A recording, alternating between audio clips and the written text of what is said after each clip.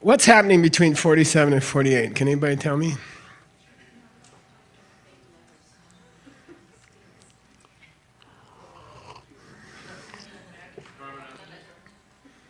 Close. What did we just go through?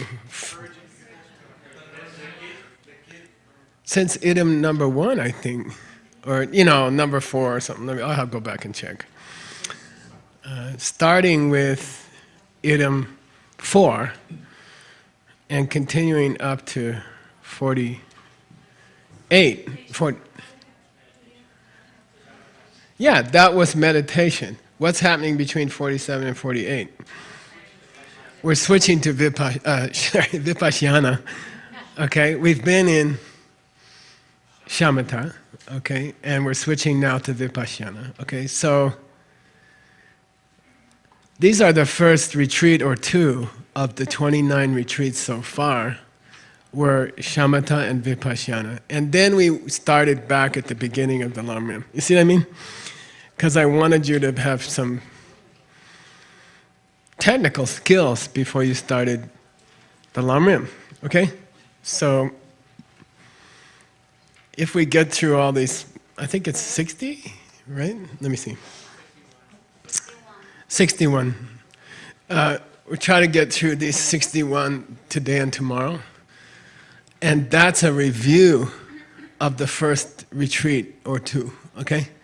And that was the tools I wanted you to have to study the Lam Rim, okay? So the first retreat or 2 that we did, we went to the end of Pabonka Rinpoche's book, and we covered Shamatha and Vipassana, and then we went back to the beginning so you would have meditation tools for the Lam Rim meditations, okay? And it didn't take very long because it's a very short presentation in Pabonka Rinpoche. Why? Because Tsongkhapa nailed it, and there's not much use for anyone to try after that.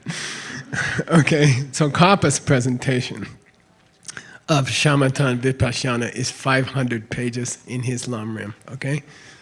And no one's ever touched it, okay? So Pabonka Rinpoche covers it just to be polite, but what he's saying is, go study Tsongkhapa's presentation of meditation and emptiness. So that's our plan also. So when we get to the end of the Lam Rim that we haven't covered yet, which I predict will be about 7 more retreats or 8 more retreats, 2 more years, then the plan is to jump into those 500 pages of Tsongkhapa, okay? His Lam Rim, just for dessert.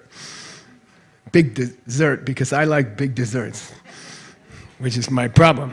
Okay, me and Phil, I think. Except he's looking, the Germans did something to him. I think they didn't feed you or something. I'll tell you some restaurants there I know about. Okay, so idim 48, we go to the 2 kinds of emptiness. Can somebody tell me why the image is appropriate? Huh? You're close. I can see the synapse is about to. No, it's not middle way, but that you could say. But it's not what I was thinking of. Not Chiche Dark yet. Say it again, Mr. Brilliant.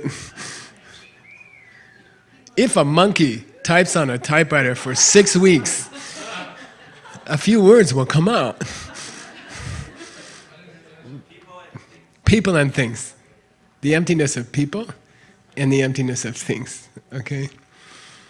And there's a video of my Geshe exam, and I look scared to death, and I was. And afterwards, I look relieved, and I was.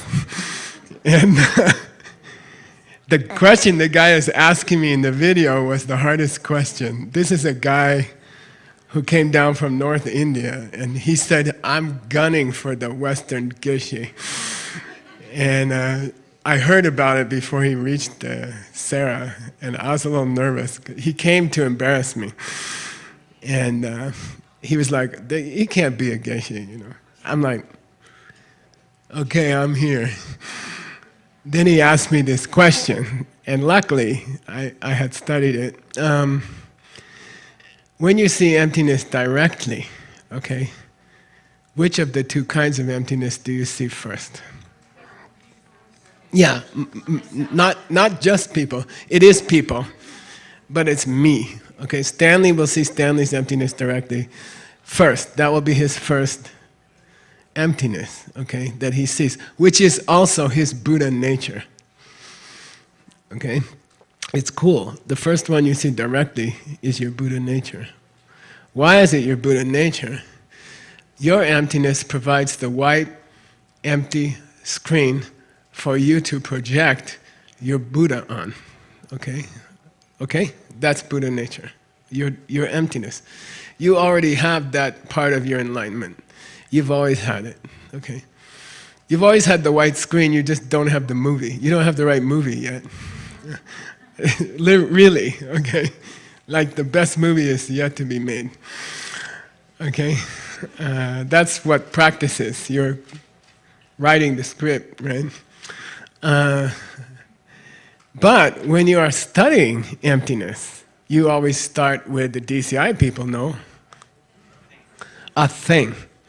Like a pen or a car. So I got, this is Tim a few years ago. And just kidding. He looks like you a little bit. Okay. Handsome and daring. So that's what you're supposed to. My idea is, Jasmine and me were talking about it, that maybe if you could give a coherent 3-minute explanation of a photo, without a lot of then maybe you understand it. You see what I mean? Okay. So there you go. That's the first subject that Pabonko Rinpoche talks about when he hits emptiness. He divides it into two kinds, okay? You ready, Nick? Okay, because Ben's not here. You're his representative. How does that relate to Siddhanta, the study of the Buddhist schools?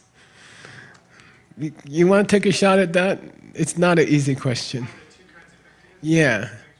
Like, how would you characterize the lower schools if I said how they present the two kinds of emptiness? Okay?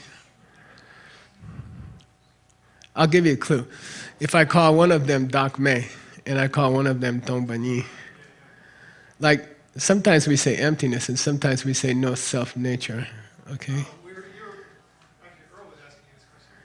Yeah, he was in fact. Some people say, can we call selflessness the emptiness of people?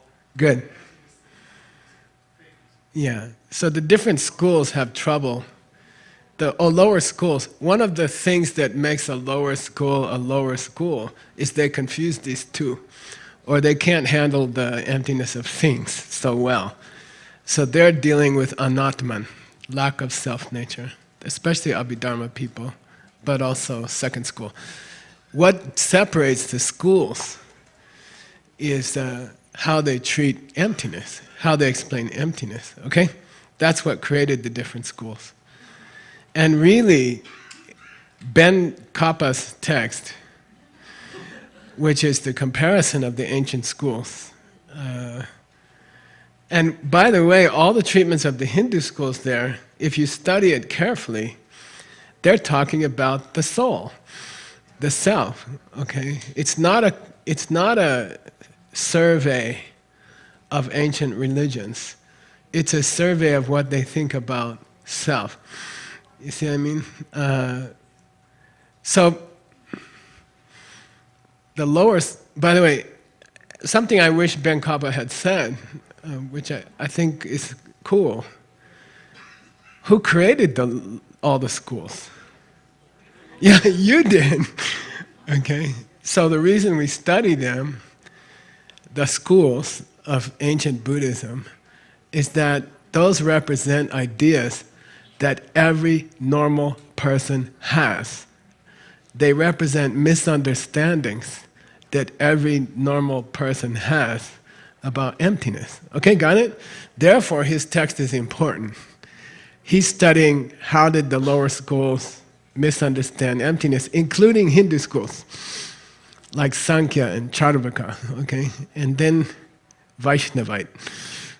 How did they, Shaivite, how did they misunderstand the self, okay?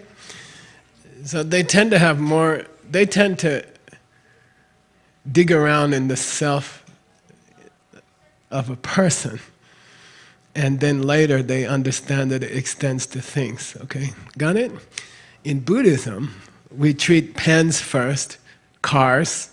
We try to understand Chi-Che-Dak by driving a car outside the hall.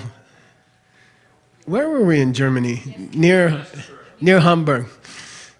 So I wanted to talk about the no-self nature of a car, and we got permission from the hotel for Scott to drive the car on the hotel grass around to the teaching room.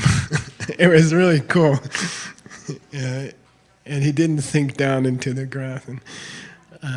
So yeah, in Buddhism, we explore things first when we're studying, okay? Because it's harder to see the emptiness of a person. But in the direct perception, you start with, the first direct perception you have is of yourself, okay? Your Buddha nature, okay? Your own emptiness.